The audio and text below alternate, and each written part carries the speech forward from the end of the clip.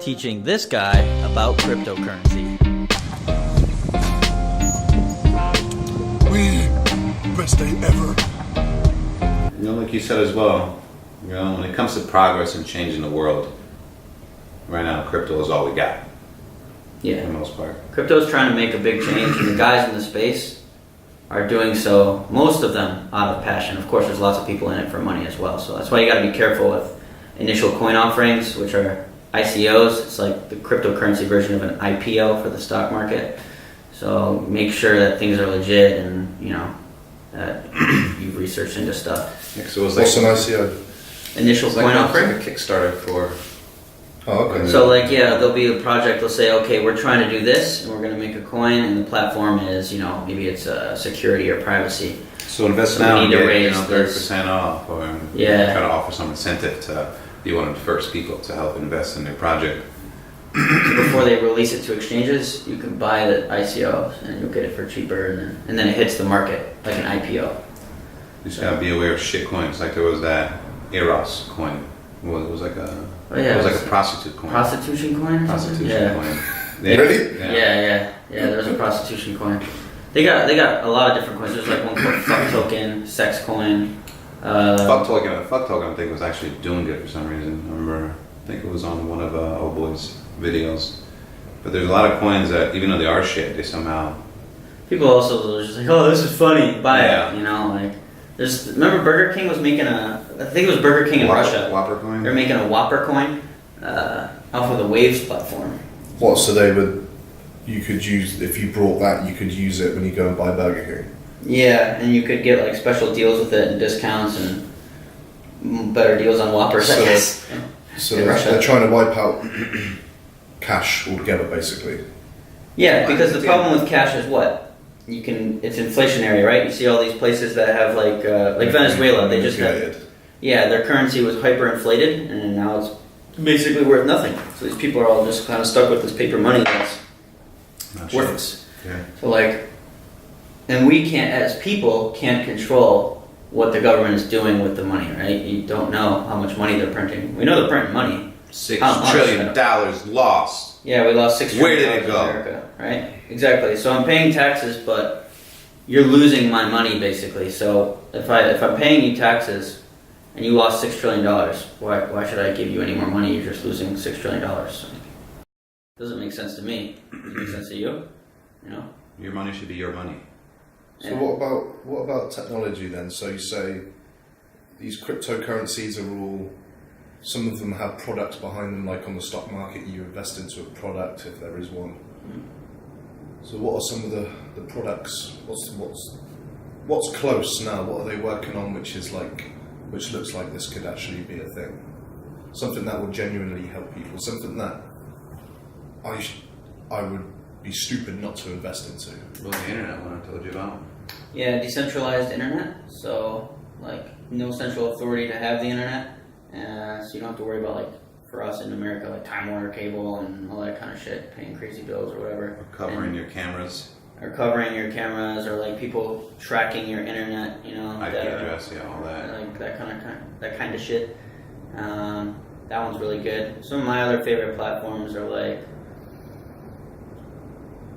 there's stuff like Ethereum, which has smart contracts, so you can kind of determine something within the smart contract, and then it'll just be taken care of. So maybe we make a smart contract. If you do this job, I pay you this much money, and it just happens automatically. So it's something for kind of like businesses in a way. And you could build other platforms on subcontract it. people. Yeah, it's like contracting. Yeah. So another one I actually like is Civic. That one's a privacy one where you can put in your personal information. Civic doesn't have any access to it, so your ID number or whatever you guys have in your countries, and you can use that. So if you're going to an airport, if it ever got that far, you could just click and it would just be good. All your information, and no one has access to it but you. It's completely offline, which is great. That's pretty cool. Almost Say Go. That's another one of my favorites. Basically, is just they have a deal with Thailand and McDonald's in Thailand, which is interesting. That it's going to be a payment thing. So basically, being able to switch from fiat currencies, so dollars, pounds, yen, whatever, to cryptos and moving shit around and being able to easily spend money. And then So that's my next big question. If I'm going to put my money in this, well, what if I want to spend some of that money? What if I want to take some of it out? What if I make a bunch of money and like a big spike or whatever? How do I then go, well, shit, I want to take some of that out now. I've just made some money. How easy is it to do that? it's gotten a lot better recently. So easy ways to do it. If your city has one, there's Bitcoin ATMs, which we tend to use a lot. You can buy Bitcoin and sell Bitcoin for cash. Other ways are certain like websites like Coinbase. You can link your bank account and your credit card to, and you can just go from bank to crypto to Coinbase to bank to back and forth. You can switch it around to dollars and stuff. Also, there are cryptocurrency like credit debit card things like 10x Pay, which is another great platform, right? You just have a Visa card, but it's linked to your whatever Bitcoin you have in your phone. So your phone essentially is acting like mobile banking. So you have an app that says how much Bitcoin you have, how many dollars it's worth, and you could you don't have to do anything, you just slide the card and it just takes care of it. And you can take money out of an ATM with that card as well. It is a Visa card, so it works anywhere where Visa is taken. So it is money that I can spend. Yeah. It's not just floating around in digital land, No, and I can't really do anything with it. that'd be pointless. No, That's yeah. the case. The So point what is about- to be a currency. So So with, you say like having it on your phone is like it being a mobile bank. What about the security behind that? What's stopping someone? You have your For own instance, private someone keys. stole my phone, or someone like hacked my phone.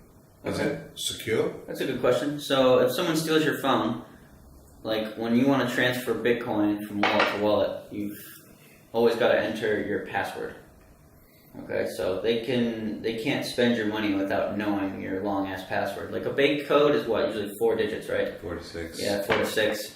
My password, I don't know about yours, is like fucking 12 characters. So I'd say in that sense, it could be a little more secure. As far as now as like hacking, I haven't had any problems with that. Obviously, it is in the realm of cyberspace, so I'm sure there's Everything's prone to hacking. Yeah, like cyberspace. banks are. So Exactly. that's going to be your one, I guess, downside is if something does happen, there is no centralized entity to help you out with that. But is it as big of a concern? Like back in America, my bank account, like credit card stuff, got hacked into maybe 3 times, 3-4 times, and they did take care of it, and that was within a short span. Crypto, I've never had any problems. Right. There's Bitcoin. Sure. That was the first one. Yeah. OG. The OG. So that's worth, what did you say, like $7,000 now or What something? were you saying? So Bitcoin is worth 7,000 per coin. So I'm not a maths genius. So say if I just put in $100 and just to see what happened. What am I know you probably don't know exactly what I would make, but say for instance over the last month, what would I have made? Last month, Bitcoin was at a little under 5,000, yeah? Last month, was it? When we were in Hong Kong, before we came here, it wasn't at 7,000. Yeah. Let's just say 5,000. Let's say So 5,000. if it jumped $2,000 and you put $100 in, I'm also not a math genius. So if it's at 5,000, you put $100 in. I'm not going to be right with the exact math, but it's like what, 35-40% increase. So, much 30, $40. Yeah, Okay. yeah. And this is always climbing?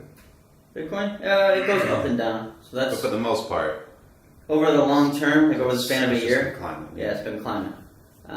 But again, it is a market, so things do bounce around up and down or whatever. Sometimes things take a low. And as a new person, you might panic if you see it drop. 'Cause I remember when we first started, I saw it go up. Oh, I'm making some money. It dropped a few, and I'm just like, oh my god, what do I do? Just chill. Do your research. If it seems like it's about to be a crash or whatnot, you can pull out before it happens. But for the most part, like most people would say, hodl. You know what that means, don't you? Hold on for dear life. Just because essentially, like I said, the market will kind of stabilize and come back, and then it'll just kind of climb up again. Unless it's like a shit coin, like or you got bad news, let's say, Digibyte.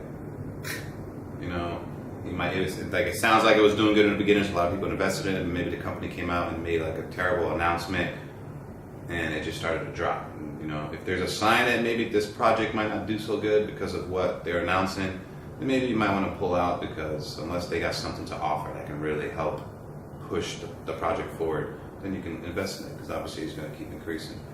But, you know, it's like you have to be wary of what you put your money in. But for the most part, like, if you just leave it in there, you're kind of solid. So I like the big picture idea, this whole decentralizing things, take the banks out of the picture, because no one likes banks. They're all a bunch of corrupt fuckers. And the government have control because they can manipulate the money around the world. So the big picture, to crash all of that, like, it sounds great. Like, I'm all for that. Like, you know, revolution or whatever. But as far as someone just starting out, say if I wanted to buy, for instance, whatever, $10, $100, where am I safe to put that? Is it a good idea to use this? Can I use this as basically a savings account? Just somewhere to store my money, rather than in the bank where I'm not really getting any interest whatsoever. Is it safe for me to do that? Am I allowed to do that? Are you allowed to do that? Yeah. Yeah, you can do whatever you want. Some countries do have regulations, like for America, for example, if I buy through Coinbase, I buy $100, I can take $100 and like back out and not be taxed. Anything over what I've put in, so profit, I guess, they can tax technically. In America? In America. So you have to check that in your country. But yeah, I mean, I don't use a bank really anymore. So I use crypto as a bank. Yeah, you can't do that. Obviously, you know, just be careful where you keep your money. Things fluctuate. Yeah, like when things are shooting up, that's when you can pull a little out. You know, it's usually smart like that. We have a better chance to make money thinking that as a savings versus using a regular bank as a savings. All right, so sorry, the video cut off. Where was I? Savings accounts. So like I put my money this whole past year in crypto, and that made a good amount of interest. Like I made good chunks of money. So versus the bank, yeah, I wouldn't make shit. So I personally do it. I personally keep majority of my money in crypto. But that's just me. I'm not recommending that. And me, but I'm not recommending that. You have no soul either, so. So yeah, all right, cool. So, all right, I know that's a good intro to cryptocurrencies and Bitcoin and stuff. Obviously, there's a lot more ins and outs and detail that I need to know. But for the big picture, and as far as making money and the big picture, like, yeah.